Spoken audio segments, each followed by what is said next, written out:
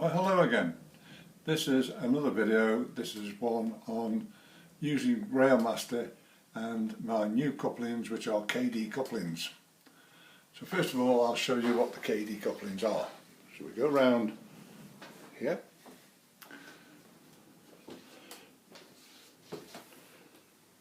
These particular ones are the extra long ones, and those are the long ones. Those are NEM couplings, which are these little ones here. You see there? There's a little one. You just plug into your sockets on your trains there, and you have no other problem than working with those. Other things you actually need are some magnets, some coupling magnets, and some, these are called gearboxes. These particular ones here I had from the Hobby Goblin shop, Steve, which is one of my favourite shops in Burslem, and these I had from Express Models in Loughborough. The gearbox ones are these here. You actually get two pairs, so you have to do two trucks with them. You get the little spring units there, and these are the little units that you all fit together. You can actually get another one which is called a whisker one, which has actually got little springs around the side of it, which centralises the coupling.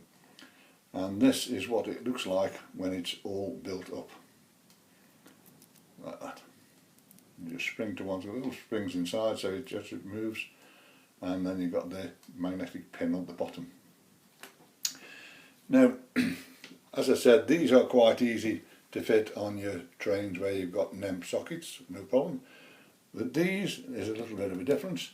One thing is most of my wagons are Hornby, and they all are different at the bases.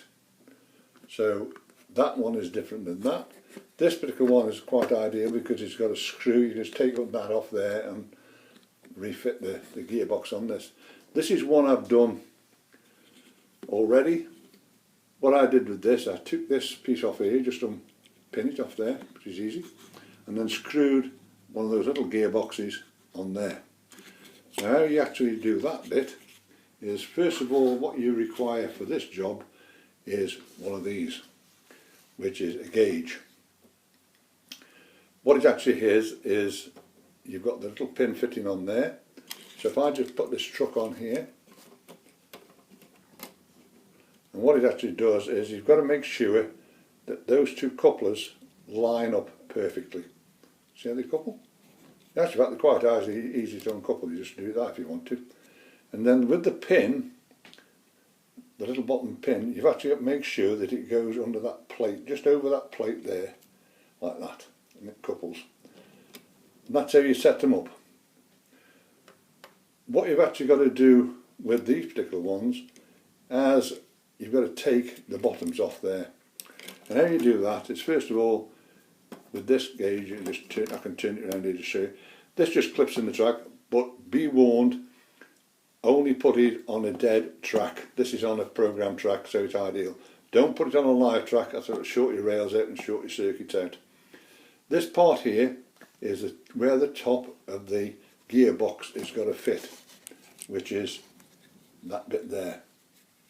So what you've got to do is you've got to take the base off it and run it up there and make sure that that part there skims underneath that part there, and then you fit the gearbox on the top of it, and you actually just set them up like that.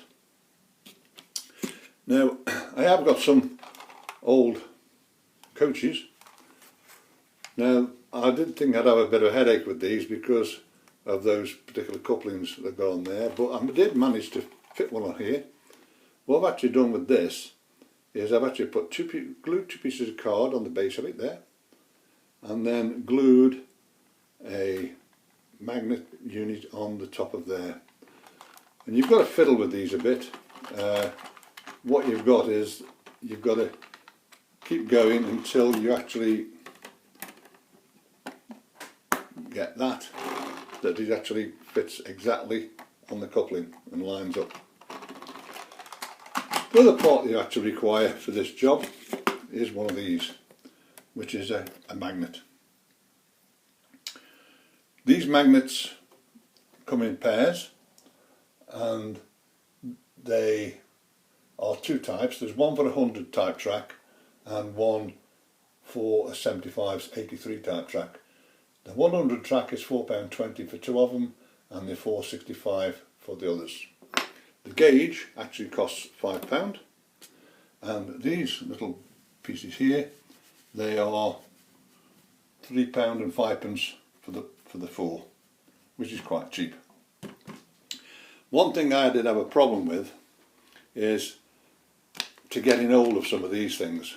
As it happens, I got these from, as I said, from the Hobby Gobbly shop in Burslem, and I actually bought these from Express Models. These are American type couplings.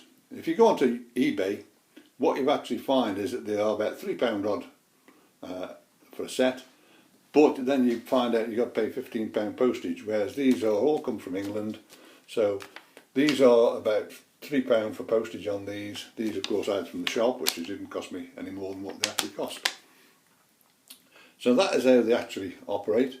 One thing I must be wary of is your track.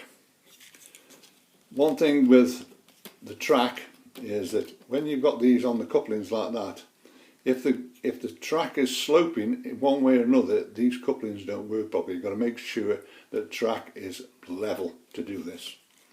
So I'll just show you this bit on these are, when you put them in, you make sure that there's a gap between the two there, so your wheels will go through.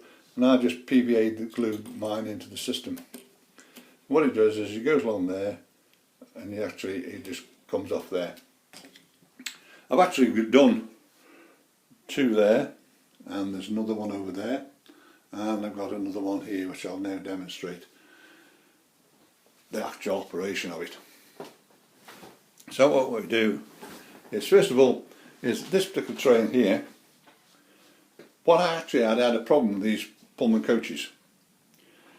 When they're pulling, I have no problem at all, but trying to back them into a siding, they started to come off because they were catching there.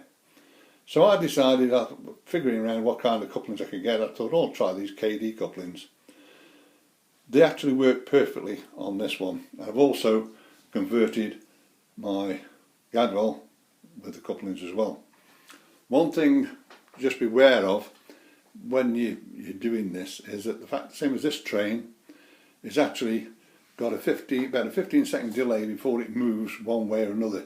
So they're not very good for uncoupling your trains properly. Yeah, but you can do it, this one does it, but it is a bit of a problem with it because it's only got the 15 seconds each way.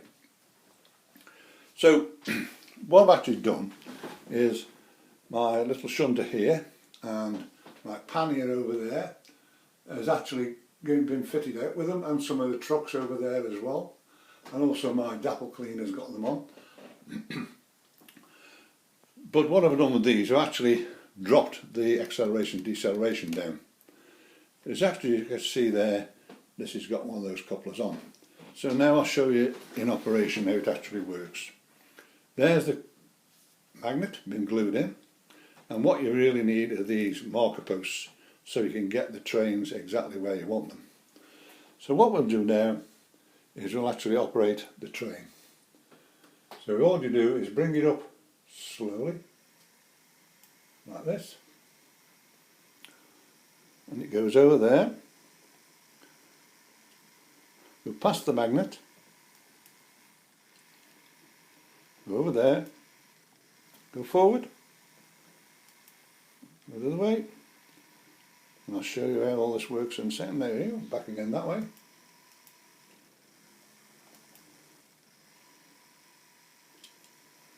And as you see, it's connected up. Now I'll show you this in detail. What you've actually got here is, if I take the train up here, like this, and go up here, when you push it forward, it does that. and the magnets open. What they actually does is this one comes this way and that one goes that way. Then what you do is you clear the train like that. Now while they're on the magnet, those couplings will stay left and right. So what it does is when it does that, if you notice, the jaws of the coupling stay open. So when you push it that way, it actually stays like that. You bring the train back and the couplings actually then come back in normal. So what it means is that you actually push these trucks all the way around there into the siding and then just bring your train out as it is. So what you do then is you go forward again, it clips, and then you take your train off. So I'll demonstrate this again. So you go past the magnet, you go onto the magnet, you then come back with your train, you go forward with your train, which then, as you see, the jaws have stayed open. You actually go forward again, you go back again, and they actually clip up. And that's how they actually operate. And how you actually do it with the Railmaster system is the way I've actually figured out to do this, is running them slowly. Is if actually you then operate your train and then just flick these like this.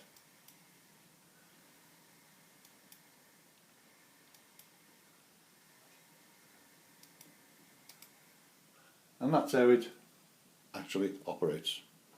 But also you can actually do it by using this. You do the same again. You've got your train where you want it. You then just take the speed up a bit, flick it that way, flick it back again, flick it back again. So see, this is where it operates here, like this. And that's how you actually operate them. So it's quite easily, no problems at all. So that is how you actually do Kadee couplers. I found they're quite good. They are American version of couplings, but on my trains now they're actually operating very, very well. If you want to get hold of me, you can get me on 01782 302194, or I've got a Facebook page called Railmaster Help, and on there are loads and loads of exhibitions which I put on as I get them, and if there's quite a few for a particular weekend, what I actually do is I actually change them around every day, so not one particular exhibition gets priority over the others, so they do that. Then there's also a web page which you'll actually find if you look on the Facebook page. You find out to get to that. And that is it for this particular video, and I will speak to you soon. Thank you.